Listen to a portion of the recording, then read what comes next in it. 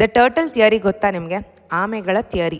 ಸುತ್ತಮುತ್ತ ಏನೇ ಗೊಂದಲಗಳು ನಡೀತಿದ್ರೂ, ಎಷ್ಟೇ ಖ್ಯಾಟಿಕ್ ಆಗಿದ್ರೂ ಆಮೆಗಳು ರಶ್ಶೇ ಇಲ್ದಂಗೆ, ಪ್ಯಾನಿಕ್ ಆಗ್ದಂಗೆ ನಿಧಾನಕ್ಕೆ ಒಂದಾಗೊಂದು ಹೆಜ್ಜೆ ಇಟ್ಕೊಂಡು ಮುಂದೆ ಸಾಕ್ತಾನೆ ಇರುತ್ತೆ.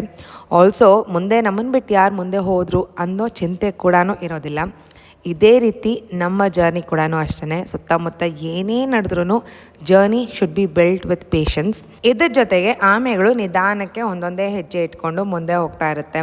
ಲೈಫಲ್ಲಿ ಕೂಡ ಅಷ್ಟೇ, ನಿಧಾನಕ್ಕೆ ಒಂದೊಂದೇ ಮೆಟ್ಲು ಏರ್ತಾ ಮುಂದೆ ಹೋಗ್ತಾ ಇರಬೇಕು.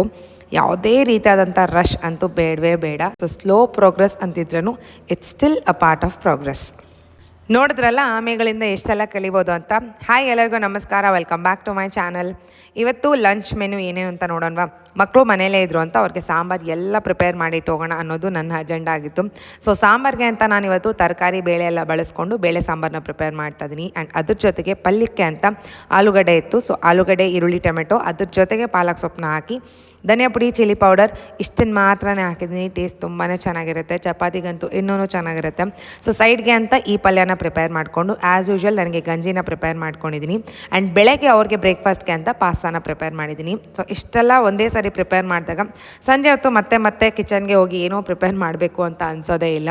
ಟೊಮೆಟೊ ಆ್ಯಂಡ್ ನೆನೆಸಿರುವಂಥ ಗೋಡಂಬಿನ ಫೈನ್ ಪೇಸ್ಟಾಗಿ ಮಾಡಿಕೊಂಡು ಒಂದು ಬಾಣಲಿಗೆ ಒಂದು ಸ್ವಲ್ಪ ಬಟರ್ ಹಾಕಿ ಎಷ್ಟು ಬೆಳ್ಳುಳ್ಳಿ ಹಾಕ್ತಾರೋ ಅಷ್ಟು ಟೇಸ್ಟ್ ಇರುತ್ತೆ. ಫೈನಾಗೆ ಚಾಪ್ ಮಾಡ್ಕೊಂಡಿರೋವಂಥ ಬೆಳ್ಳುಳ್ಳಿನ ಹಾಕಿ ಆ ಪೇಸ್ಟ್ ಏನು ಮಾಡಿದ್ವಿ ಅದನ್ನು ಹಾಕಿ ಚಿಲ್ಲಿ ಪೌಡರ್ ಆ್ಯಂಡ್ ಒರಿಗ್ಯಾನೋ ಇಷ್ಟನ್ನು ಹಾಕಿ ಲೋ ಫ್ಲೇಮಲ್ಲಿ ಇದೊಂದು ಸ್ವಲ್ಪ ಎಣ್ಣೆ ಬಿಟ್ಕೊಳ್ಳೋವರೆಗೂ ವೇಟ್ ಮಾಡಿ ಅದಾದ ನಂತರ ಪಾಸ್ತಾನ ಆ್ಯಡ್ ಮಾಡಿದ್ದೀನಿ. ಇದಕ್ಕೆ ಬೇಕು ಅಂದರೆ ಕ್ರೀಮ್ ಕೂಡ ಆ್ಯಡ್ ಮಾಡ್ಬೋದು. ನಾನು ಆ್ಯಡ್ ಮಾಡಿದ್ದೀನಿ. ಇಷ್ಟೇ pasta recipe tasty and yummy ಆಗಿರುತ್ತೆ. ಏನೇನು ಪ್ರಿಪೇರ್ ಮಾಡ್ಕೊಂಡಿದ್ದೀನೋ ಎಲ್ಲನೂ ಪ್ಯಾಕ್ ಮಾಡಿಕೊಂಡೆ. ಆ್ಯಂಡ್ ಸಮ್ಮರ್ ಆಗಿರೋದ್ರಿಂದ ಬಟರ್ ಮಿಲ್ಕ್ ಅಂತೂ ಮಸ್ಟ್. ಆ್ಯಂಡ್ ಮಾರ್ನಿಂಗ್ ಡಿಟಾಕ್ಸ್ ಡ್ರಿಂಕೆ ನಾನು ಲೆಮನ್ ವಾಟರ್ನ ತೊಗೊಂಡಿದ್ದೀನಿ. ಬೇಗ ರೆಡಿಯಾಗಿ ಇನ್ನೇನು ಸ್ಕೂಲ್ಗೆ ಹೊರಡೋ ಅಂಥ ಸಮಯ. ಮಕ್ಕಳು ಸ್ಕೂಲಲ್ಲಿದ್ದಾಗ ಯಾವಾಗ ರಜೆ ಬರುತ್ತೆ ಅನ್ನೋದೊಂದು ಫೀಲಿಂಗ್ ಇರುತ್ತೆ.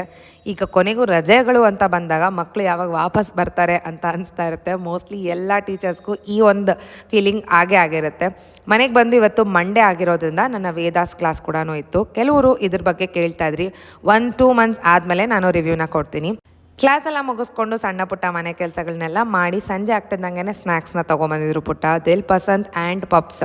ದಿಲ್ ಪಸಂದ್ ಫೇವ್ರೆಟ್ ನನಗೆ. ಸೊ ಅದನ್ನೆಲ್ಲ ತಿಂದು ನಾಳೆಗೆ ಏನೇನು ಬೇಕೋ ಅದನ್ನು ರೆಡಿ ಕೂಡ ಮಾಡಿಕೊಂಡು ಡಿನ್ನರ್ಗೆ ಅಂತ ನಾನು ಪೊಂಗಲ್ನ ಪ್ರಿಪೇರ್ ಮಾಡ್ಕೊತಾ ಇದ್ದೀನಿ. ಯೂಶಲಾಗಿ ಬ್ರೇಕ್ಫಾಸ್ಟ್ ಐಟಮ್ಸ್ ನಾವು ಡಿನ್ನರಾಗೆ ತೊಗೊತಾ ಇರ್ತೀವಿ. ಸೊ ಯಮಿ ಪೊಂಗಲ್ನ ಪ್ರಿಪೇರ್ ಮಾಡಿಟ್ಟು ಡಿನ್ನರ್ನ ಮುಗಿಸ್ಕೊಂಡಿದ್ದೀವಿ. ಇದಾಗಿತ್ತು ಇವತ್ತಿನ ನನ್ನ ಡೇ ವ್ಲಾಗ್. ನೋಡ್ತಿರೋ ಪ್ರತಿಯೊಬ್ಬರಿಗೂ ಥ್ಯಾಂಕ್ ಯು ಅಂತ ಹೇಳ್ತಾ, ಇನ್ನೂ ಯಾರೆಲ್ಲ ಚಾನಲ್ನ ಸಬ್ಸ್ಕ್ರೈಬ್ ಮಾಡ್ಕೊಂಡಿಲ್ಲ ಸಬ್ಸ್ಕ್ರೈಬ್ ಮಾಡ್ಕೊಳ್ಳಿ, ಲೈಕ್ ಮಾಡಿ, ಶೇರ್ ಮಾಡಿ. ಸಿಗೋಣ ಇನ್ನೊಂದು ವ್ಲಾಗಲ್ಲಿ. ಅಲ್ಲಿವರೆಗೂ take care of your self and bye.